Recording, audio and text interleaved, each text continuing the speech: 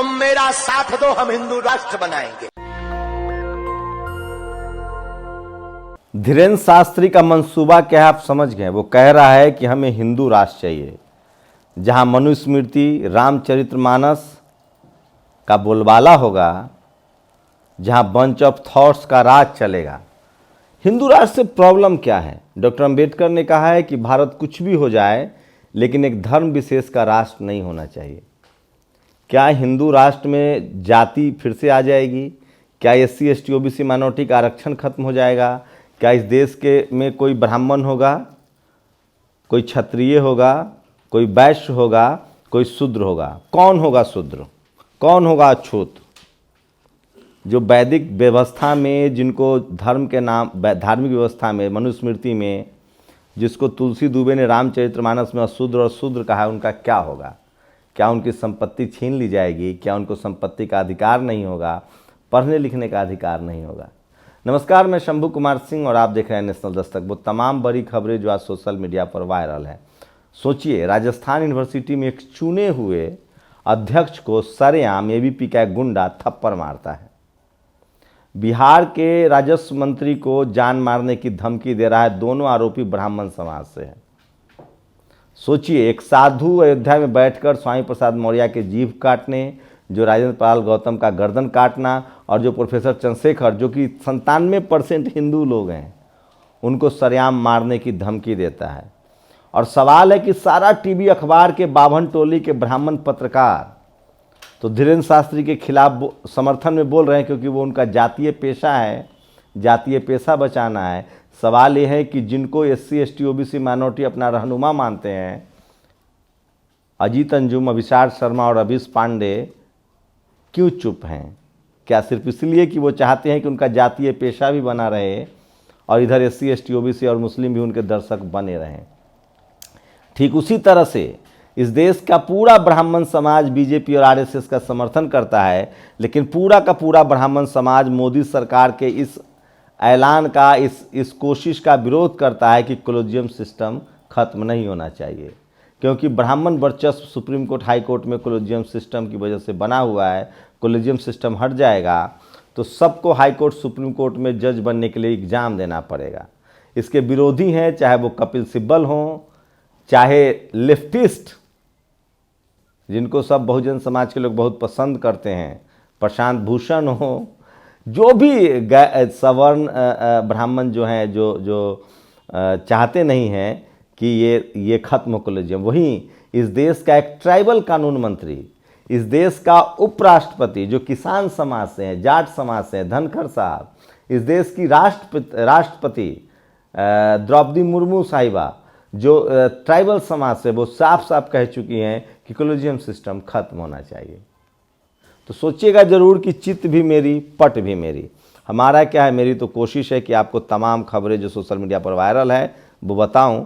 और आज कर्पूरी ठाकुर की जयंती है। आप सोचिए, कर्पूरी नहीं होते तो क्या होता। उस दौर में कर्पूरी साहब ने फ्री की पढ़ाई, अंग्रेजी की बाध्यता हटाई और सबके लिए स्कूल के दरवाजे खोले। खैर, एक एक करके सारा काम। बागेश्वर धाम के भाई ने एक दर्ज कराया FIR अज्ञात लोग के खिलाफ कि जान मारने की धमकी दी जा रही है। हमें तो रोज़ फ़ोन पर धमकियाँ दी जाती है, हम तो नंबर सब रिकॉर्ड रखते हैं। बागेश्वर धाम से लोग सवाल पूछ रहे हैं कि जब आप इतने अंतर्यामी हैं तो अज्ञात का पता कर लीजिए, बता दीजिए पुलिस को। पुलिस क्यों परेशान हो रही है? और बिहार के बहुजन नेता OBC समाज से आने वाले आलोक मेहता को जान मारने की धमकी दी जा रही है। दोनों आरोपी ब्राह्मण समाज से हैं। और यूपी सरकार ने कहा है कि जो बच्चा चीटिंग करते हुए पकड़ा जाएगा एग्ज़ाम में, उस पर NSA लगेगा। आपको बता दूं कि 14 से 16 साल के बच्चे मैट्रिकुलेशन का एग्ज़ाम देते हैं। क्या आप तैयार हैं अपने बच्चों पर NSA लगवाने के लिए? NSA बना था आतंकवादियों पर रोक लगाने के लिए, आतंकवादियों की गिरफ्तारी के लिए। आपके बच्चों पर NSA लगेगा, आप खुश हैं तो बताइएगा ज़रूर। दरअसल लगातार कोशिश हो रही कि इस देश के बहुसंख्यक आबादी को स्कूल कॉलेज से कैसे दूर रखा जाए। यूपी में साल 2005 में 3660 प्राथमिक स्वास्थ्य केंद्र थे। साल 2021 में 2923 रह गए हैं। मतलब 737 प्राथमिक स्वास्थ्य केंद्र जो हैं वो कम हो गए। और सोचिए, इस देश के पत्रकारों ने, लालू यादव हो, हेमंत सोरेन हो, CB सोरेन हो, प्रधानमंत्री मनमोहन सिंह सबको कितना बेइज्जत किया। 2G घोटाला, कोयला घोटाला, आरोप लगाने वाला CAG का प्रमुख विनोद राय माफ़ी मांग चुका है। कोर्ट ने ये राजा से लेकर कनीमोड़ी तक को बरी कर चुके हैं। क्या ये पत्रकारों का कुछ हुआ? लेकिन आज वही पत्रकार सरकार से सवाल नहीं पूछते हैं। जो BBC कल तक सबसे ट्रस्टवर्दी ऑर्गेनाइजेशन था, उसके डॉक्यूमेंट्री पर सरकार भरोसा नहीं कर रही है। कहा जा रहा है कि जो भी ट्वीट करेगा, रिट्वीट करेगा, उसके ट्वीट हटा दिए जाएंगे। सवाल है कि उनको फांसी पर तो नहीं लटकाया जाएगा, कहीं चौराहे पर तो नहीं बांधा जाएगा। और जननायक कर्पूरी ठाकुर जयंती अवसर पर उनके पर देखिए नीतीश कुमार ने उनको याद किया है। और दिल्ली में आज मेयर का चुनाव है। सोचिए बीजेपी के पास बहुमत नहीं है, उसके बाद भी उसकी कोशिश है कि मेयर के चुनाव में उनका मेयर बन जाए। आपको लगता है कि अगर बीजेपी RSS सत्ता से बाहर होती है तो आराम से सत्ता छोड़ देगी? आपको लगता है? अगर जिस तरह के हालात हैं। और रमन ढाका, कुछ लोग अस्थियों के, अपने पूर्वजों के अस्थियों को नदियों में बहाते हैं, नदियों की सफाई के नाम पर करोड़ों रुपए आते हैं, लेकिन रमन ढाका दादाजी की अस्थियां खेतों में विसर्जित कर दी। ये अच्छा लगा हो तो बताइएगा ज़रूर। और यूपी बोर्ड परीक्षा को लेकर योगी सरकार का फैसला नकर करने वाले पर लगेगा NSA। आपको अंदाजा है यूपी में क्या चल रहा है? उन्नाव के पूर्व मंत्री के बेटे राजोल सिंह ने पूजा गौतम को किडनैप करके अपने आश्रम में रखा। पीड़ित परिवार पुलिस से गुहार लगाता रहा, लेकिन कुछ नहीं हुआ। 63 दिन बाद लड़की की लाश मिली थी। इस व्यक्ति की क्या स्थिति बेहद खराब है, हमने ग्राउंड रिपोर्ट। सोचिए राजेश साहू बहुजन समाज के पत्रकार हैं, इसलिए उनको इस शेड्यूल कास्ट बच्ची के लिए दर्द जगा। एक बेटी मृत मिली थी, दूसरी लाश भी नहीं मिलेगी। माँ बोली धरती के 6 फीट अंदर मेरी मिली बेटी, न न्याय मिला न मुआवजा, अब धमकियाँ जरूर मिल रही है। इस देश में ये है जातिवाद का अंत। मैं फिर कह रहा हूँ, इस देश में सबसे ज़्यादा हत्याएं, सबसे ज़्यादा रेप धर्म के नाम पर नहीं होता है साहब, लव जिहाद के नाम पर नहीं होता है, जाति के नाम पर होता है। और जब हम यही सवाल उठाते हैं तो जातिवादी गुंडों के पेट में दर्द होता है। 15-16 अक्टूबर 22 को 25 लाख छात्रों ने यूपी पेट की परीक्षा दी थी। तब 2 राज्यों में चुनाव थे, दोनों CM ने शपथ लिए, महीने हो गए हैं। उन छात्रों का क्या? राजीव रंजन ने पूछा है।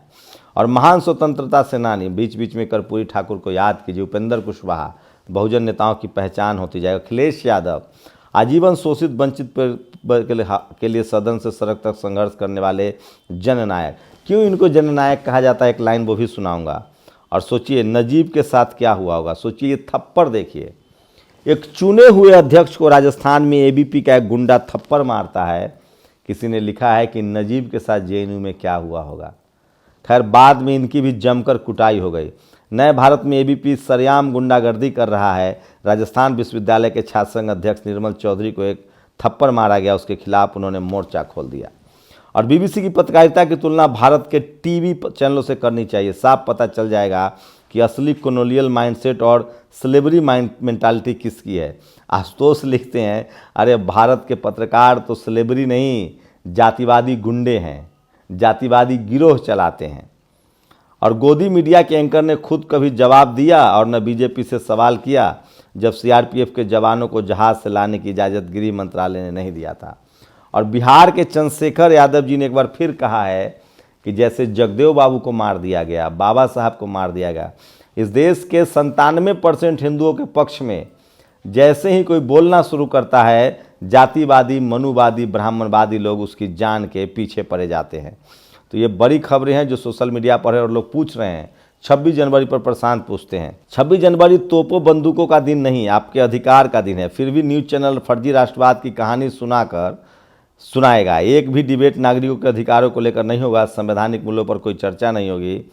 तिरंगा बांटना कितनी अच्छी बात है, महान बात है। काश इस देश की सरकारों ने हर घर में संविधान भी बांटा होता तो कितना बढ़िया होता। आप लोग बताइएगा ज़रूर और इन तमाम खबरों पर प्रतिक्रिया दीजिए कि क्या ये खबरें जरूरी थी या नहीं। शुक्रिया।